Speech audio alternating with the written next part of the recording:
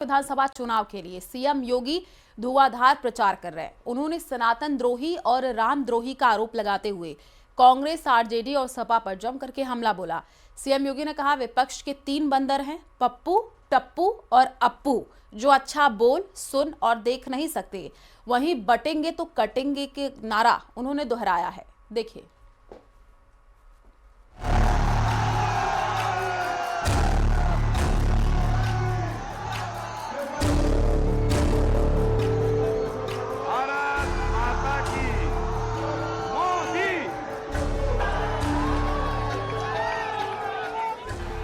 पहले चरण से ठीक पहले बिहार की लड़ाई में जबानी शोले बरसने लगे।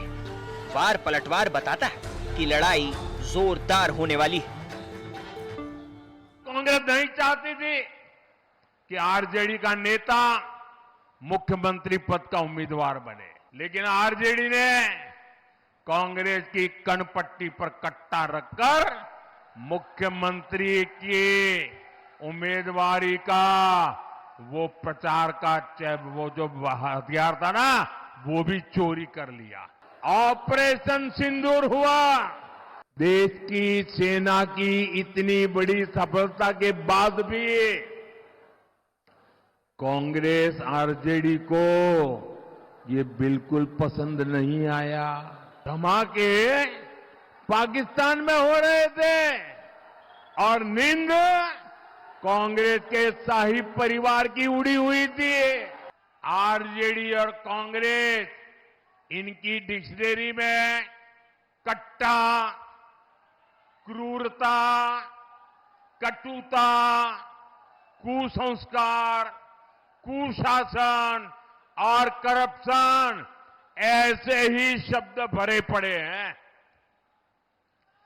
जंगल राज की पाठशाला में इन्होंने बस यही सीखा है। उनकी आदत है ऐसी बातें करना। कोई प्राइम मिनिस्टर आज तक ऐसी भाषा उपयोग किया या ऐसा ही बोलते रहते। 56 इंच की छाती और डरपोक हैं। गांधी जी सुपर पावर से अंग्रेजों से लड़े, उनकी कोई इतनी बड़ी छाती नहीं थी। गुजरात में जाएंगे तो फैक्ट्री की बात करेंगे, सेमीकंडक्टर फैक्ट्री की बात करेंगे, आईटी पार्क की बात करेंगे। अब बिहार आएंगे तो कट्टे की बात कर रहे हैं। कैसी बातें करते हैं प्रधानमंत्री। वो एक नया मंत्रालय बना दे और उसका नाम रखे अपमान मंत्रालय। जलेबी छानने से, मछली पकड़ने से वही जानेंगे। उनको रसोईया होना चाहिए था। नेतागिरी में कहा आ गए।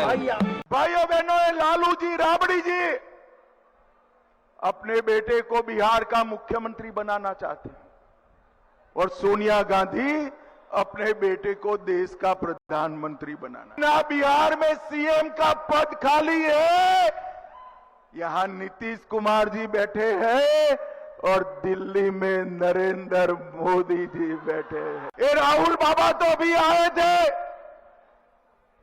घुसपैठिया बचाओ यात्रा निकाला। राहुल बाबा ने अभी छठी मैया का अपमान किया था। सबसे बड़ा शो हो रहा था, लेकिन उस शो में चुनावी दूल्हे ही नहीं थे, क्योंकि वो भी जान गए हैं कि अब बीजेपी वाले उन पर माला नहीं डालेंगे। दिल्ली से रिमोट कंट्रोल से सरकार चलना है। ब्यूरोक्रेट को अपने आप को मुख्यमंत्री से बड़ा पावर समझ के काम कर रहे हैं। उनको मालूम है नीतीश जी जो है स्वस्थ हो चुके, किसी को डांट नहीं सकते, कुछ समझ नहीं सकते, कुछ कर नहीं सकते। तुम लिख के रख लो तेजस्वी, मैं हैदराबाद से जरूर आया हूं और आता रहूंगा। सीमांचल का बेटा उप मुख्यमंत्री बनेगा। तुम नहीं बनोगे, ना बनने देंगे इंशाअल्लाह। जिस तरह से Bharatiya Janata party narrative set करती है, असदुद्दीन ओवैसी भी उसी तरह का नैरेटिव सेट करके बिहार की राजनीति में मुसलमानों को बरगलाना चाहते हैं। 6 नवंबर को बिहार में पहले चरण के लिए वोट डाले जाएंगे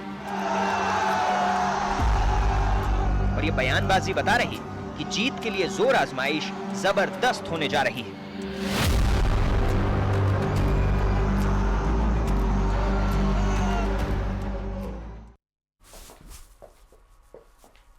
तो वहीं राहुल गांधी, तेजस्वी यादव, प्रियंका गांधी वाड्रा लगातार चुनाव प्रचार में जुटे हुए हैं। बिहार के सहरसा में चुनावी रैली को संबोधित करते हुए प्रियंका गांधी वाड्रा ने एनडीए सरकार पर निशाना साधा है। कहा कि सरकार नीतीश नहीं मोदी और अमित शाह चला रहे हैं। तो वहीं तेजस्वी ने दावा किया कि अब बिहार को बाहरी नहीं, बिहार का बेटा चलाएगा। ये रिपोर्ट देखिए। बिहार की सरकार नीतीश जी नहीं चला रहे हैं। जिंदाबाद जिंदाबाद जिंदाबाद। तो बाहरी बिहार को चलाएगा कि बिहार का लाल बिहार को चलाएगा? बिहार चुनाव में जैसे जैसे वोटिंग के दिन नजदीक आ रहे हैं, सियासी सरगर्मी बढ़ती जा रही है। पहले चरण के मतदान का शोर थमने से पहले एनडीए और महागठबंधन के नेता धुआंधार प्रचार में जुटे हैं।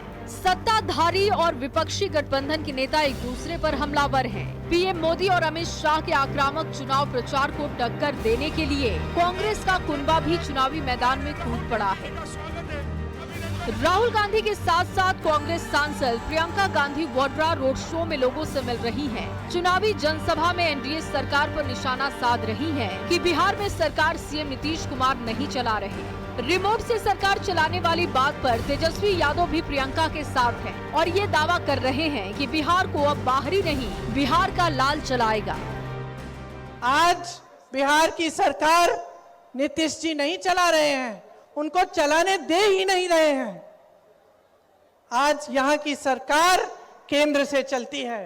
आप लोगों के बेटा हैं, हम बिहार के बेटा हैं। आप लोगों से पूछना चाहते हैं तो बाहरी बिहार को चलाएगा कि बिहार का लाल बिहार को चलाएगा? सोमवार को सहरसा के सोनवर्षा में जनसभा के बाद प्रियंका गांधी वाड्रा ने लखीसराय में रैली की और समस्तीपुर के रोसड़ा में रोड शो। प्रियंका गांधी बिहार की महिलाओं को एकजुट करने में जुटी हैं। प्रियंका नीतीश सरकार की खामियां गिना रही हैं और ये आरोप लगा रही हैं कि पीएम मोदी और शाह बिहार में मुख्यमंत्री का सम्मान नहीं करते, सीएम की बातें नहीं सुनी जा रही। भोजपुर के अगियाओं में तेजस्वी ने भी एनडीए पर निशाना साधा और लोगों से बस एक मौका देने की अपील की ताकि महज 20 महीने में 20 साल के बराबर विकास करके दिखाएं। तेजस्वी को एक मौका मिली कि ना मिली? इस बार हमरा के 5 साल ना, हमरा के केवल 20 महीना दे दो। इस सरकार के 20 साल मिला, जो 20 साल में इन लोग नहीं किया, तेजस्वी 20 महीना में पूरा करने का काम करें। प्रचार के आखिरी चरण में कांग्रेस और आरजेडी तालमेल बिठाकर बीजेपी और जेडीयू को घेरने में लगी हुई है, लेकिन एनडीए के नेता महागठबंधन की एकता पर हमला बोलने का एक भी मौका नहीं छोड़ रहे। सीट बंटवारे में महागठबंधन के भीतर खेल और कई सीटों पर फ्रेंडली फाइट को लेकर लगातार आरजेडी कांग्रेस की दोस्ती पर सवाल खड़े हो रहे हैं। पीएम के बयान पर बल दे रहे हैं कि कांग्रेस ने आरजेडी की लुटिया डुबोने की सुपारी ली है। देश के प्रधानमंत्री आदरणीय नरेंद्र मोदी जी ठीक कह रहे हैं, कांग्रेस ने राष्ट्रीय जनता दल को डुबाने की सुपारी ली है। कांग्रेस तेजस्वी यादव को पिछलग्गू बना के रखना चाहती है, इसलिए तेजस्वी यादव और राष्ट्रीय जनता दल की राजनीतिक हैसियत समाप्त करने का काम लगातार कांग्रेस पार्टी बिहार में कर रही है। सुपारी की सियासत और रिमोट कंट्रोल की राजनीति। 6 नवंबर को पहले चरण के मतदान से पहले दोनों की चर्चा बिहार चुनाव में खूब हो रही है। सत्तारूढ़ एनडीए और विपक्षी महागठबंधन के बीच जुबानी जंग तेज हो गई है। महागठबंधन तेजस्वी के नेतृत्व में सरकार बनाने के लिए एड़ी चोटी का जोर लगा रहा है, तो एनडीए ने नीतीश के नेतृत्व में सरकार बरकरार रखने के लिए पूरी ताकत झोंकी है।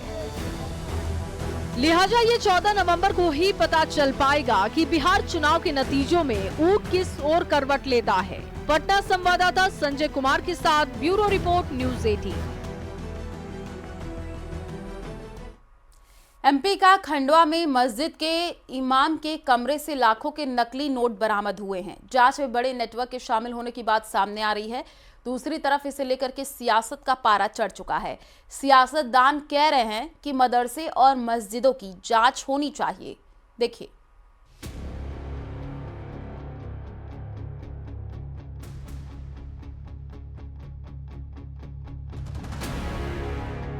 खंडवा में इमाम के कमरे से नकली नोटों का जखीरा मिला है तो हर कोई देख सन रह गया। कोई 1000-2000 नहीं बल्कि 19 लाख रुपए से ज्यादा नकली नोट मिले हैं। पुलिस भी इतनी बड़ी मात्रा में नकली नोट देख दंग रह गई। इस पूरे मामले का खुलासा तब हुआ जब खुद इमाम और उसके एक साथी को 2 दिन पहले महाराष्ट्र की मालेगांव पुलिस ने लगभग 10 लाख रुपए के नकली नोटों के साथ रंगे हाथों गिरफ्तार किया, जब गांव वालों को ये बात पता चली कि उनके यहाँ का इमाम नकली नोटों के रैकेट में फंसा है, तो उन्होंने तुरंत स्थानीय खंडवा पुलिस को इस बारे में सूचना दी, जिसके बाद ये बड़ा जखीरा बरामद हुआ।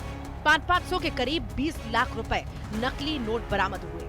इस पूरे मामले को लेकर सियासत भी गरमा चुकी है। खंडवा विधायक कंचन तन्वी ने कहा है कि मस्जिदों और मदरसों की जांच की जाए। उधर कैबिनेट मंत्री कैलाश विजयवर्गीय ने कहा कि बाहर के लोग आकर मदरसे में आकर काम कर रहे हैं, साथ ही अवैध गतिविधियां भी संचालित कर रहे हैं। ऐसे में मदरसे में पढ़ाने वाले लोग और बाकी सभी लोगों की जानकारी सरकार को हासिल करना चाहिए। रामेश्वर शर्मा ने कहा कि हमें तो पहले से ही संदेह था। इस्लाम के बुद्धिजीवियों से निवेदन है कि वो मदरसे ठीक करें। बाहर के लोग आकर इस मदरसा में काम कर रहे हैं और न सिर्फ काम कर रहे हैं बल्कि अवैध गतिविधियां भी कर रहे हैं। मुझे लगता है कि जो मदरसा में पढ़ाने वाले लोग हैं उन सब की जानकारी सरकार को हासिल करना चाहिए और ऐसे मदरसों को बंद करना अब अति आवश्यक है। इसलिए इस्लामिक समझदार लोग या तो स्वयं होकर मदरसे बंद करें, अन्यथा सरकारों से भी हमारी प्रार्थना है कि मदरसों पर कड़ी नजर रखी जाए। जुवेद अंसारी करके है जो 19,78,000 के करीब जो नकली नोट बरामद किए गए हैं, तो मैंने सर से मिलकर उनको भी बताया कि जो हमारे मदरसे हैं, मस्जिदें हैं, उनकी जांच पड़ताल करें, क्योंकि ये नकली नोटों को बनाना मतलब हमारे देश को खोखला करने की ये चाल और साजिश है। उधर खंडवा में नकली नोट मामले में एसआईटी गठित की गई है। टीम मालेगांव के लिए रवाना हो चुकी है। पुलिस के मुताबिक इमाम पर लूट, बलवा और धोखाधड़ी के अब तक 8 मामले दर्ज हैं। आरोपी जुबैर के विरुद्ध नकली नोटों के वहां पर पाए जाने पर अपराध पंजीबद्ध किया गया। अभी तक की जो जानकारी हम लोगों ने मालेगांव पुलिस से ली, उसमें भी पता चला कि 29-30 अक्टूबर की दरमियानी रात को मालेगांव पुलिस ने 2 व्यक्तियों को संदिग्ध हालत में पकड़ा था। कांग्रेस का कहना है कि राज्य और केंद्र में बीजेपी की सरकार है, तो फिर क्यों इस तरह की गतिविधियों पर रोक नहीं लग पा रही। तो वहीं शहर काजी सैयद निसार अली ने कहा कि ऐसे व्यक्ति के खिलाफ राष्ट्रद्रोह का मुकदमा कायम करें और फास्ट ट्रैक कोर्ट में मामला चलाकर जल्द से जल्द सजा दिलाएं। व्यक्ति चूंकि किसी भी समुदाय का हो, अगर वो गलत है तो गलत है। महाराष्ट्र की पुलिस और खंडवा की पुलिस से ये मांग करते हैं कि ऐसे व्यक्ति के खिलाफ राष्ट्रद्रोह का मुकदमा कायम करें। नकली नोट छप रहे हैं मदरसों में, नकली नोट छप रहे हैं बाजारों में, तो ये बीजेपी के नेता क्या मक्खी मार रहे हैं? ये किसके सामने प्रश्न उठा रहे हैं? सरकार 25 साल से 20 साल से इनकी है, 10 साल से इनकी केंद्र में सरकार है। इनकी गृह मंत्री को इस्तीफा दे देना चाहिए, मुख्यमंत्री को। सवाल उठता है कि जिस खंडवा को सीमी का गढ़ कहा जाता था, वहां पुलिस को नकली नोटों की जानकारी क्यों नहीं मिल सकी। सवाल ये भी उठता है कि क्या मदरसों और मस्जिदों की जांच होनी चाहिए। साथ ही सवाल ये भी है कि मस्जिद कमेटी ने क्रिमिनल को क्यों रखा, इसकी भी जांच होनी चाहिए। खंडवा से अमित जायसवाल की रिपोर्ट, न्यूज़ 18। भारत की सीमाओं पर रेत के धोरों के बीच गूंज उठी तोपों की आवाज। आसमान में गरजते लड़ाकू विमान और समुद्र की लहरों पर गश्त करते युद्धपोत, ये सब किसी वास्तविक जंग का दृश्य नहीं, बल्कि भारत की अब तक की सबसे बड़ी तीनों सेनाओं कवायद अभ्यास त्रिशूल का हिस्सा है।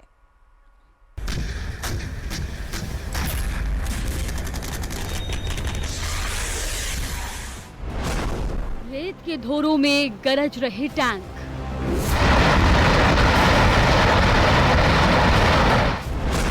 लड़ाकू विमान दाग रहे मिसाइलें,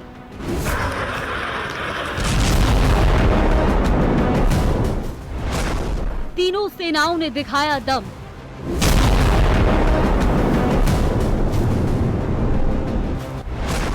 सरहद पर अभ्यास त्रिशूल।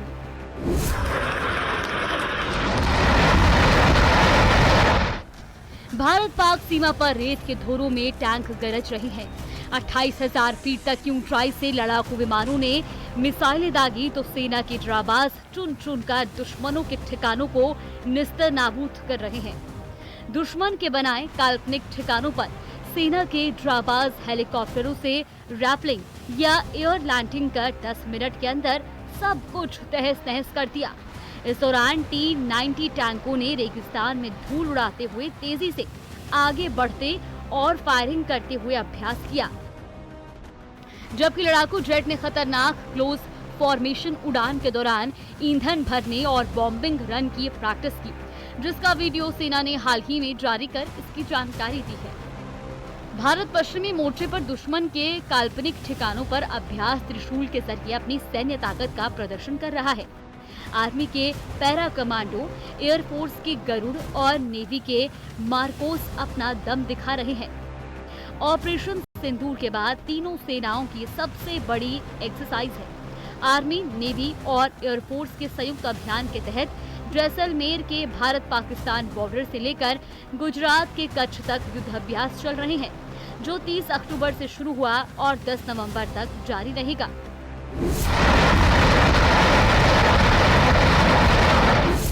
अभ्यास त्रिशूल में 28,000 फीट की ऊंचाई तक वायुसेना के लड़ाकू विमान और हेलीकॉप्टर मिशन चला रहे हैं। रेतीली टीलों और कच्छ के क्रीक इलाकों में तीनों सेनाओं के विशेष बल, जिसमें आर्मी के पैरा कमांडो, एयरफोर्स के गरुड़ और नेवी के मार्कोस कमांडो मिलकर एक साथ आक्रमण और बचाव की रणनीतियों का अभ्यास कर रहे हैं। ये पहली बार है जब तीनों के कमांडो बल एक साथ इतने बड़े पैमाने पर अभ्यास कर रहे हैं। सर कीर्क बॉर्डर की लंबाई करीब 68 किलोमीटर है, जबकि इसके आगे लगभग 36.4 किलोमीटर का दलदली इलाका भारत पाकिस्तान के बीच विवादित माना जाता है। ये इलाका निगरानी और सुरक्षा की दृष्टि से बेहद संवेदनशील है। थल सेना ने रेगिस्तानी इलाकों में आक्रमण और जवाबी कार्रवाई की प्रैक्टिस की। वायुसेना के सुखोई 30, मिराज 2000 और तेजस लड़ाकू विमानों ने हवाई हमलों का प्रदर्शन किया।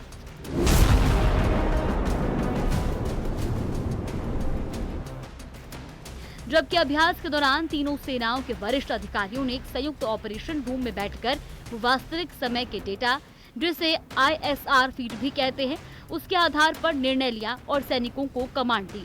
प्रचंड और अन्य अटैक हेलीकॉप्टरों द्वारा जमीन पर लक्ष्यों पर रॉकेट से हमला करते हुए सैनिकों को मदद दी गई, जिससे वो टारगेट की तरफ बिना रुके लगातार बढ़ते रहे। सेनाओं ने डीप स्ट्राइक और मल्टी डोमेन वॉरफेयर की रणनीतियों का अभ्यास किया। इसमें एक साथ जमीन, हवा और समुद्र के साथ साथ साइबर और इलेक्ट्रॉनिक डोमेन में भी हमला करने की क्षमता को परखा जाता है। इस बार त्रिशूल का एक अहम हिस्सा गुजरात के कच्छ क्षेत्र और विवादित सरकीर्क बॉर्डर के पास केंद्रित है। पाकिस्तान ने हाल के महीनों में यहां अवैध निर्माण और सैन्य ढांचा खड़ा करने की कोशिश की है। इस अभ्यास के जरिए भारत ने ये साफ संदेश दिया कि वो हर हाल में अपनी सीमाओं की रक्षा करने के लिए पूरी तरह तैयार है। त्रिशूल न केवल एक अभ्यास है, बल्कि भारत की नई युद्ध अवधारणा का प्रतीक भी है और इसका लक्ष्य एक टेक्नोलॉजी आधारित और भविष्य के लिए तैयार सेना तैयार करना है। न्यूज़ 18 के लिए सावलदान रत्नू की रिपोर्ट।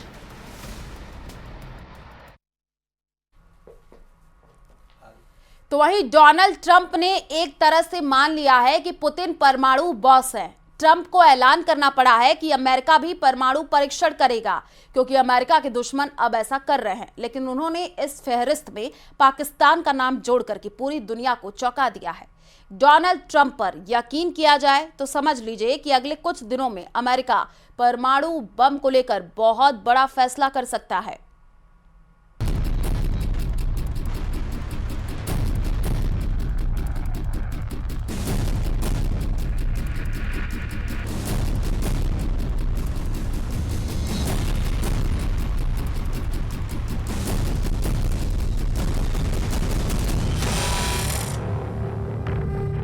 परमाणु खतरे का इतना बड़ा सिग्नल ट्रंप ने पहले कभी नहीं दिया। एटम बम को लेकर डोनाल्ड ट्रंप ने वो पैनिक बटन दबा दिया है जिसके सेंटर में अब रूस, चीन और उत्तर कोरिया के साथ साथ पाकिस्तान भी नजर आने लगा है। डोनाल्ड ट्रंप ने एक इंटरव्यू में कहा कि पाकिस्तान परमाणु परीक्षण कर रहा है। पाकिस्तान के न्यूक्लियर टेस्ट वाली वार्निंग को लेकर के डोनाल्ड ट्रंप की टाइमिंग देखने लायक है। पाकिस्तान बॉर्डर के करीब भारत की तीनों सेनाएं बहुत बड़ा युद्धाभ्यास कर रही हैं।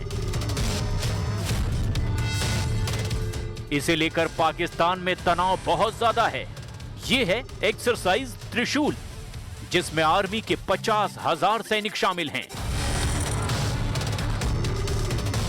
समुद्री हमले के लिए एयरक्राफ्ट कैरियर आईएनएस विक्रांत से लेकर आईएनएस जलश्व जैसे जहाज भी इसमें शामिल हैं, जो दुश्मन के तट तक सेना को लॉन्च करते हैं। साथ ही राफाल से लेकर सुखोई और मिराज विमानों का इस युद्धाभ्यास में शामिल होना पाकिस्तान के लिए बहुत बड़ा संकेत है।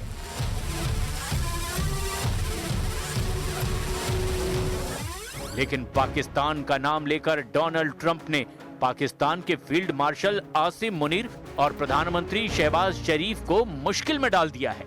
पाकिस्तान का नाम लेकर डोनाल्ड ट्रंप ने अपना नया परमाणु चक्का चला दिया है।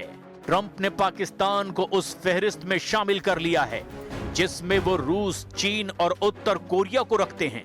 डोनाल्ड ट्रंप ने ये परमाणु चक्का दिखाकर बताया है कि क्योंकि रूस, चीन, उत्तर कोरिया और पाकिस्तान भी परमाणु परीक्षण कर रहे हैं, इसीलिए अमेरिका का भी परमाणु परीक्षण करना जरूरी है। रूस और चीन परीक्षण कर रहे हैं, उत्तर कोरिया और पाकिस्तान भी परीक्षण कर रहे हैं, लेकिन वो इस बारे में बात नहीं करते। लेकिन हम अलग एक खुला समाज हैं, इसीलिए हम इस बारे में बात करते हैं।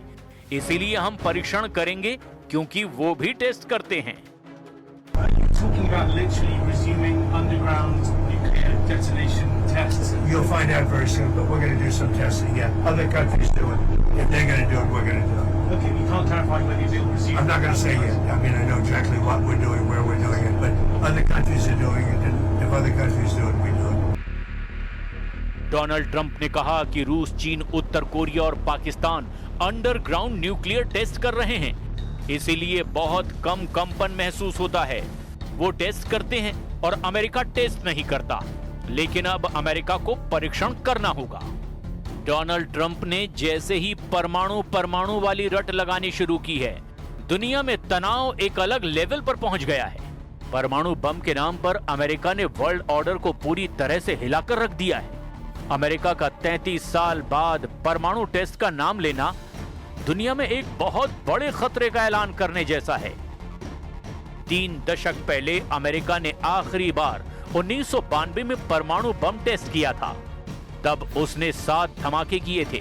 रूस का आखिरी परमाणु परीक्षण 1990 में हुआ था, जबकि फ्रांस और चीन ने आखिरी टेस्ट 1996 में किया था। और इसके बाद ही CTBT यानी comprehensive nuclear test ban treaty आई और परमाणु टेस्ट बंद कर दिए गए। US nuclear test was in 1992. This was largely driven by public outcry, the environmental impacts, the humanitarian consequences associated with nuclear testing, but also there was a growing international movement to do away with nuclear testing. China conducted their last nuclear test in 1996. Russia conducted their last test in 1990. And they all signed on to the 1997 Comprehensive Test Ban Treaty. And this completely banned nuclear testing above ground, below ground. And the United States insisted that it have a zero yield threshold, meaning that any nuclear activity, any experiments could not produce any sort of yield from a critical chain reaction. Bharat और पाकिस्तान ने 1998 में परमाणु test किए थे, जिसके बाद America और पश्चिमी देशों ने आर्थिक प्रतिबंध भी लगाए थे। लेकिन अब अमेरिका का राष्ट्रपति खुद कह रहा है कि वो परमाणु टेस्ट करना चाहता है। इसकी बहुत बड़ी वजह है रूस के 6 परमाणु हथियार, जिसे लेकर अमेरिका में बहुत बड़े खतरे का अलार्म बजाने की कोशिश हो रही है। पुतिन अक्टूबर में अपने बुरेवेस्निक परमाणु क्रूज मिसाइल को टेस्ट कर चुके हैं, जिसकी रेंज असीमित है। वहीं दूसरी तरफ ज़िरकॉन जैसी हाइपरसोनिक मिसाइल है, जो 11,000 प्रति घंटे की रफ्तार से वार करती है। पुतिन ने अब असीमित रेंज वाला पोसाइडन परमाणु टॉर्पेडो भी तैयार कर लिया है। वहीं दूसरी तरफ किंजल हाइपरसोनिक मिसाइल भी है, जिसकी रफ्तार 12,000 किलोमीटर प्रति घंटा है। पुतिन ने अपनी RS-28 सरमत बैलिस्टिक मिसाइल का ट्रेलर भी दिखाया है, जो रूस के परमाणु जखीरे में सबसे ताकतवर मिसाइल है, जबकि 30,000 किलोमीटर प्रति घंटे वाली एवनगार्ड हाइपरसोनिक मिसाइल ने नेटो और अमेरिका की नींद उड़ाकर रख दी है। पुतिन ने एक तरह से डोनाल्ड ट्रंप को बहुत बुरी तरह से फंसा दिया है। पुतिन ने अपने सुपर परमाणु हथियार दिखाकर बता दिया है कि रूस वर्ल्ड वॉर के लिए भी तैयार है। ऐसे में हथियारों की वजह से ट्रंप बहुत ज्यादा दबाव में हैं, क्योंकि ना उनके पास यूक्रेन का युद्ध रुकवाने का कोई तरीका बचा है और ना ही वो पुतिन के नए हथियारों पर ब्रेक लगा पा रहे हैं। ट्रंप एक तरह से व्लादिमीर पुतिन के परमाणु ट्रैप में बुरी तरह से फंस चुके हैं। यही वजह है कि डोनाल्ड ट्रंप अब अपना परमाणु चक्का चलाकर बता रहे हैं कि अमेरिका के पास इतने परमाणु बम हैं कि दुनिया 150 बार पूरी तरह से तबाह की जा सकती है। डोनाल्ड ट्रंप ने कहा है कि हम अकेले देश हैं जो परमाणु परीक्षण नहीं कर रहे और मैं नहीं चाहता कि अमेरिका ऐसा करने में पीछे रह जाए। To do with others, they seem to all be nuclear testing. We have more nuclear weapons than anybody. We don't do testing. We've halted it many years